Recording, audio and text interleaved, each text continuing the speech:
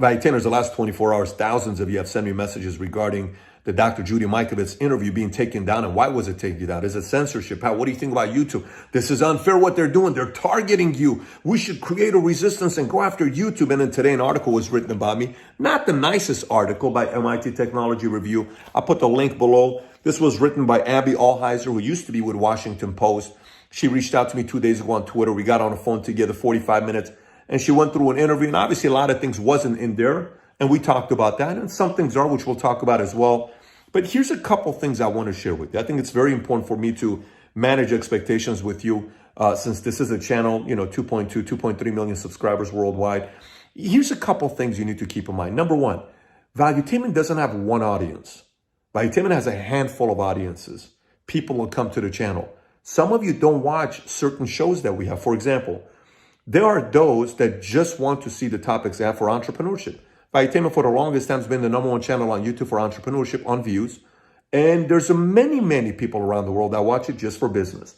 There's those of you that like the interviews that I do, whether it's Kobe Bryant, Kevin Hart, Jordan Peterson, Mike Magic Johnson, whoever it is, you like the interviews. There's some of you that like the mobster interviews I've done, Sammy the Bull, Michael Francis, Frank Collado, Oscar Goodman, and, all of these guys, because I grew up watching mob movies with my dad. Maybe you watch Godfather, Casino, Donnie Brasco, Carlitos Way. So there's a level of curiosity to know how much truth there is to this life and what kind of power plays could they have taken a different route in their life. And I kind of want to know their lives.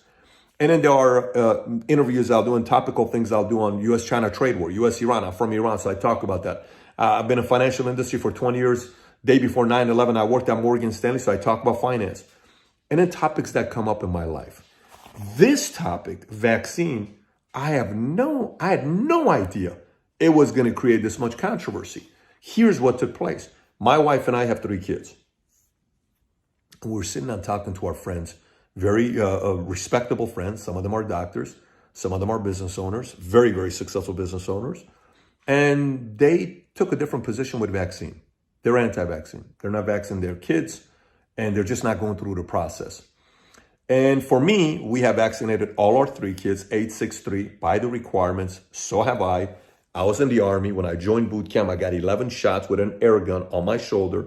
They told us you're part of your government property, so we can give these shots. We had to sign off that maybe something could happen to our body. My wife has also gone through vaccine. We're not a family that's anti-vax or anything.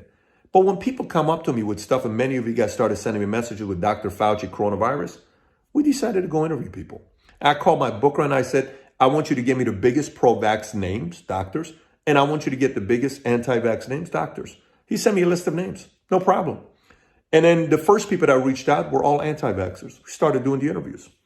And when I did the interviews, I'm not sitting there promoting it. By the way, I'm not a journalist. Here's what I don't work for Fox, CNN, or MSNBC. I didn't go to school, Columbia, to get a degree in journalism. That's not this guy. That's not what I did. I'm a father first. I'm an entrepreneur. I'm an investor. I'm a curious content creator. I'm an expert when it comes down to business. And some other things that I do myself, a little bit of bodybuilding I have fun with, and some other things that I create my content around. But I'm not a journalist, meaning I'm not working for any of those companies where I'll be held accountable for that. If this ever becomes a media company that's tied to journalism, then that's a different story. But I'm not at that level right now. We're just simply trying to learn, okay? That's what it is.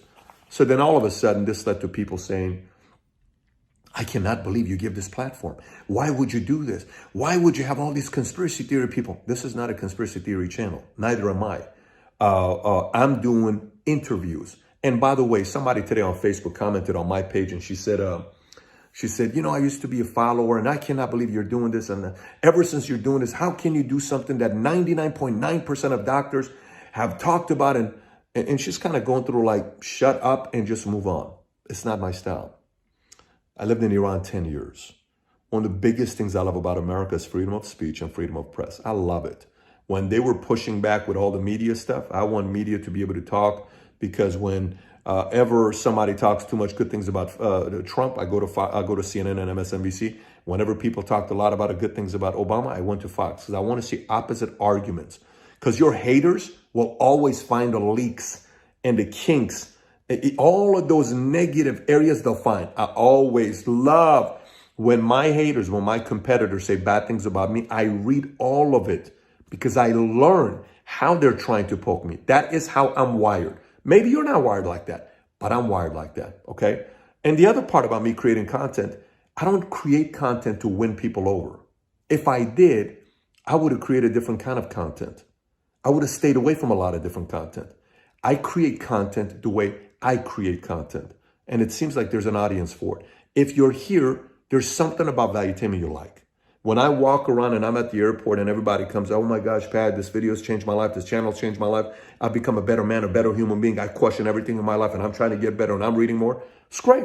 It did its part, right? Now, some of you guys are diehard Valuetainers and some of you guys have just subscribed because you're watching a certain segment of it. But that's very important for you to know my position. Now, next position. Why was this article, this video of Dr. Judy Mikovits taken down? Because if you go on YouTube and you look at all the other interviews, there are hundreds of Judy Mikovits videos up there where she's saying stuff about Anthony Fauci. Why was mine taken down? One of the things I've noticed with YouTube is YouTube doesn't like videos that go viral because that has a tendency of really creating a lot of panic in people, especially if it's a message that's going against the Fauci or anything like that. I get that. So there are a lot of Judy videos that have 40,000 views, 20,000 views, 5,000 views. No one's taking those down because that doesn't concern them. What concerns them is videos that are going viral. So they take those down. And Judy's video got 1.5 million views in 6-7 days, and they took it down. Totally get it, no problem. So how do I feel about YouTube taking that video down? Because we did go back and forth, and they told us why they took it down. And we understood. We said, okay, no problem. Come here, coach. Jump up. Come on. Come here. You know, there's lightning back here. My dog is always scared of lightning. Say hello, by the way. All right, here you go. Oh, good. So look, you know, I get why YouTube would take it down. But for me, when somebody says, I can't believe they did that, you know, all this other stuff, here's why YouTube took it down. When this article was written by MIT Technology Review, what MIT did is they reached out to YouTube and they asked YouTube why they're letting those videos stay up. So in the article, you will see when it says, we asked YouTube for comment on all 3 videos on Tuesday afternoon. This is 2 days ago. Judy was still up. By Thursday morning, which is today morning, one of the 3 videos, an interview with anti-vaccine conspiracy theorist Judy Mikovits, had been deleted for violating YouTube's medical misinformation policy. Fine.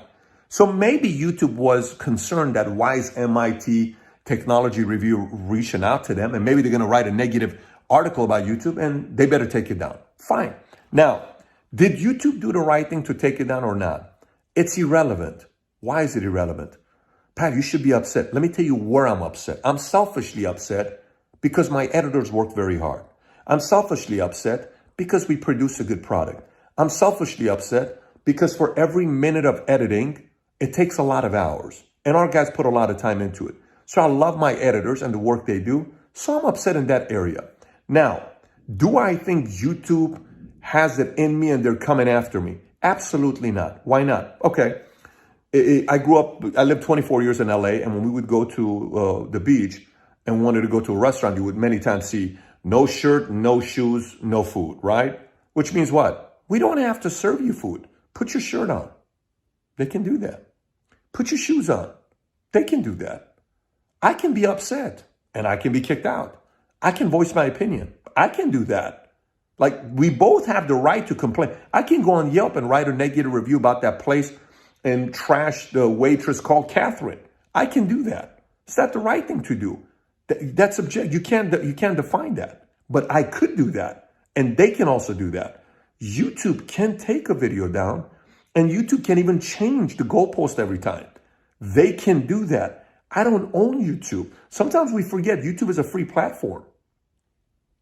Sometimes we forget YouTube is free.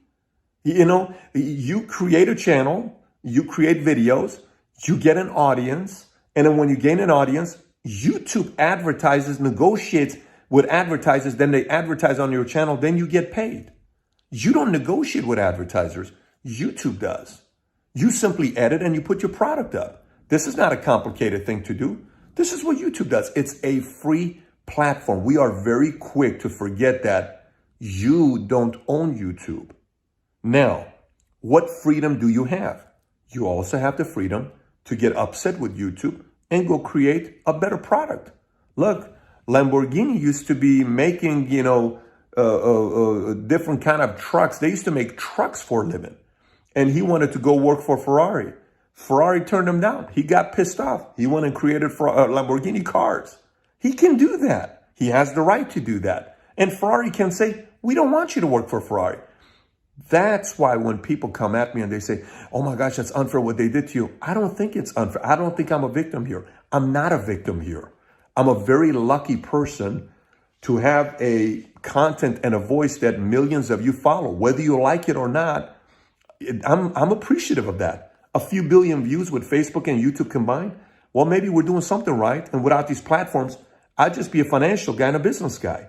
I wouldn't have this audience. So I don't come from a place of, oh my gosh, these people there. So that's that part. So I hope that kind of clears up how I feel about them moving that. I have the right to be upset. They have the right to change the goalpost. But I also understand why they took this video down and not the other 99% of videos, because this one was going viral, was the most viewed video of Judy Mikovits interview, and they took it down. Now, let's set that part aside. In here, I want to address what she says here. She says here, as of Wednesday, advertisement through YouTube's ad services were playing before the videos, and David's merchandise was for sale on a panel below the video's description. What she's trying to say is that I make money off these videos and they're fully monetized, and some of them are no longer fully monetized. So a couple things you need to know about. That advertisement, the merchandise on YouTube below it, that we sell shirts or whatever, that's what YouTube came up with just a year and a half ago. That 2 years ago, in the entire sales, since 2018, we've only made $4,000. Like, we don't wake up selling. It costs us thousands of dollars to edit videos because it's all in-house. My editors are not outside. It's all in-house. We don't make money off YouTube. I don't take an income off Valuetainment. I don't take any income. I've never once, as of today, in the last, since 2013, January, that we've had a YouTube channel, I've never once taken income. Never. I've never taken income. I'm fine. I run other businesses. Maybe one day I will. Not today. I don't take any income. I don't need it. Valuetainment is a loss. So on this part, I understand why she said it, because she's trying to say that they just create the video because they want to make money, all this other stuff. She can say that, but that's just not the truth. And then she goes back and she talks about on the next side, while YouTube bans creators who break the rules too many times, some conspiracy theories are using collabs and interviews as a workaround, getting other YouTubers to either host them or talk about them on their channels. Meaning, Alex Jones is kicked out, he goes to other channels. We had Alex Jones on 2 years ago on 9/11. And I got him on to talk about, you can't sensationalize and talk about stuff that you're not 100% accurate about. You read it somewhere else. Now, Alex has gotten some things right, but you can't sensationalize. It was a pretty heated conversation I had with him. And a lot of people that are Alex Jones supporters can't stand me after that interview. Cannot stand me after that interview. So I understand what YouTube is saying, and I'm sure they're doing that. David Icke's been taken down. Many of you messaged me saying, Pat, I think you need to interview David Icke. Why? Because I think you'll challenge him. So if you watch David Icke's interview, it's not been taken down. They talk about it in here. She says, but David told me his fans believed he would challenge Icke. The result was a lengthy, at times combative discussion. It didn't do particularly well, but the Icke interview led to a surge of suggestions of new guests. What started happening was I started getting emails saying, have you looked up this topic, that topic, which is true. Many of you have done that for a while, and you asked me questions. I didn't get David Icke for viewership. I got David Icke because he talked about certain things, and people are going around taking down the 5G towers, and I don't bring guests online. I've had, General Spalding, Gordon Chang, Daniel DiMartino, Peter Schiff, Ray Dalio. It's not to, hey, you better go out there. We're not doing, you can't tell people to go out there and protest and take down towers. It's just, so I brought him down because I went through conspiracies with him at first. He didn't like it when I called him a conspiracy theorist. The interview almost didn't happen. He said, I'm a conspiracy researcher. I said, fine. I said, you believe in reptiles, reptilian. He got upset. He didn't want to cover it. Why did I bring that up? Because before you believe everything else a person says, you have to also know what else they believe in. That's why I did that interview. The interview didn't end with David saying, I'm Patrick's best friend. I love Patrick. I'd love to be on back again. That's probably never going to happen. It's an approach I took. We have a platform. You want to come? You're going to be challenged. You want? Great. No, it's okay. I totally understand. So that's the David Icke part. Now, the other part in the interview, she asked me a question. And she said, I asked David whether he felt any responsibility over airing these views on his channel, particularly potentially harmful claims by his guests, urging viewers to ignore public health recommendations. My answer was, I do not. I am responsible for what comes out of my mouth. I am not responsible for what comes out of your mouth. Now, I said that, she said, for him, that lack of responsibility extends to misinformation that could be harmful to his audience. Hence, that's what CNN, MSNBC, ABC, and Fox have been doing for years. As long as the guest is on their side, they let them say whatever they want without verifying. How many times have you seen that? So if they're going to hold me accountable to that, they better hold CNN, Fox, MSNBC, ABC, and all the other guys accountable to that, because that's what mainstream media does. And these are professional journalists who went to school to do this. I'm just an entrepreneur and a content creator. I'm just a regular guy that's trying to learn to see what's going on. I don't do this to pay my bills with this. This would not pay my bills today for what's taking place. So, by the way, if you're asking me about Abby, I messaged Abby afterwards and I said, Abby, a lot of things wasn't covered. She says, yeah. She says, because my editor is not going to let everything go through. I wrote it and they cut some stuff out. I said, fine. But the thing I also did tell her, I said, I appreciate you for being fair. This is not a nice article about me, but at least she's being fair and respectful, which I can appreciate. I've done other interviews with other people that didn't come out right. This isn't my first rodeo. So, and I'm also not somebody that refuses, I don't want to talk to you, no, and let me just avoid it. And then you see, Patrick Bet-David had no comments. That's not my approach. I'm pretty comfortable in giving you my beliefs. Now, couple other things to give you with this here for you to be thinking about. Is censoring free speech, is any of that stuff taking place today? Is it? Yes. How is it taking place? Can you go to dinner and say whatever's on your mind? Yeah. Can you go on YouTube and say whatever's on your mind? Probably not. Why? Because you don't own YouTube. So what? They can't do that to me. Yes, they can. If they choose to do that, they can create guidelines to say what you said is offensive and can create harm. We're going to take it off. We don't want 5G to be linked to coronavirus. We don't want anybody to say any claims about Anthony Fauci. They can say any of that stuff that they want to. I'm not in charge because I don't own Facebook. I don't own YouTube. I don't own Google. I don't own any of that stuff.